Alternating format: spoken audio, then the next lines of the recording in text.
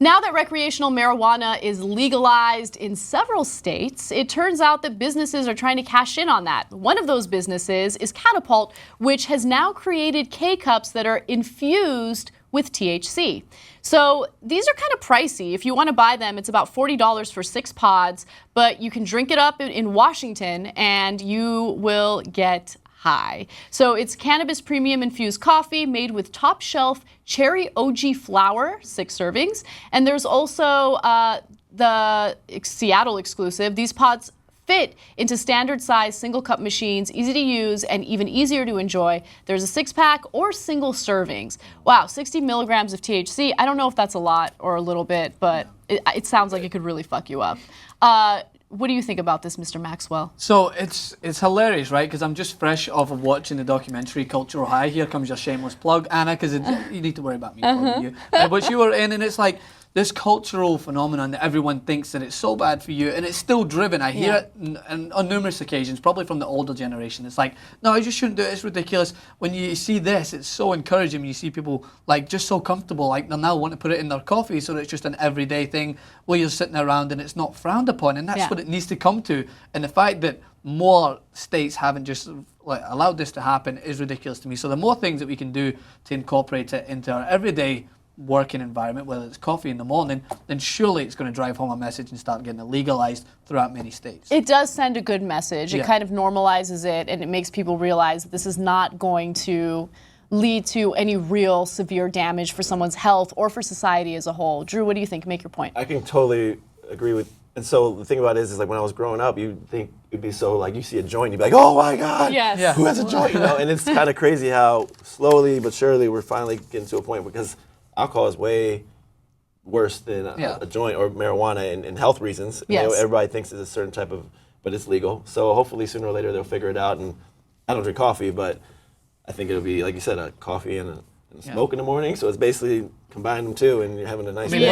What's worse, an Irish coffee or a coffee like this? Right. When you put whisk in it, right? Exactly. Irish coffee is delicious, though. That is good, though. Yeah. Get extra you know, the only thing that I would add to this is for those who use it for medicinal reasons or for those who have built up a really impressive tolerance to THC, all good. It's not going to really have that much of an impact on your day. But I drink coffee in the morning like most people do. If I were to have this in the morning, my entire day is done. Like I'm not going to work. There's no way. Chilling. I can't peel myself off the couch when I'm under the influence. Some people are functional smokers and some people can't. Like, they're amazing. Like, how do you? Like, almost better when I had a roommate that smoked, and when he didn't, I'd be like so irritated at him. I'd be like, "Go smoke." Yes. So that I can talk to you. You're so much better when you're high. So there are people like that. Now, what do you crave when you have the munchies, Drew? Oh. Well, we said donut. So I was gonna say every clip donut. No, but I'm like a snacker. I love like chips. I'll kill a bag of Doritos in sitting for some reason, and like usually like potato chips or dip and stuff like that. I think the worst combination is when you have the munchies plus you've got a food that has that sort of addiction level in it, like Pringles, because there's just no stopping it. That's like the clash of two of the worst things you can imagine.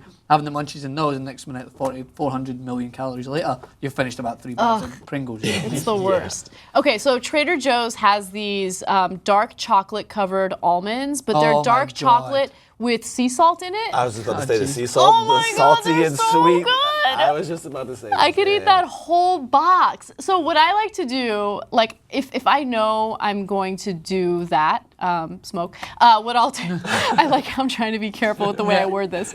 I will prepare myself. So I'll make sure there's no junk food in the house. And then I'll go buy like fruit and healthy snacks so that.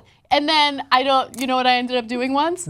I start eating the fruit and I'm like, this is not satisfying me. So then I'm like raiding the cupboards, like trying to find something, and I found dark chocolate chips that I use for baking cookies. And I sat there and I ate the chocolate. So I like sweets. Like I don't want anything salty, I just want sugar. The same thing when you dip a banana in Nutella. You think because you're combining the fruit, you're like, all right, it's fine. It's the worst healthy. creation is Grubhub. Because I'm stoned and then I order it and then I totally forget and the food shows up and I'm like, oh, did a lot of food.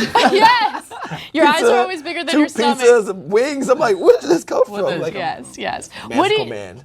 Well, what do you guys like to eat when you have the munchies? We want to hear from you. Maybe you can give us some ideas for the next time we have the munchies. Comment in the section below, and we'll see you guys soon.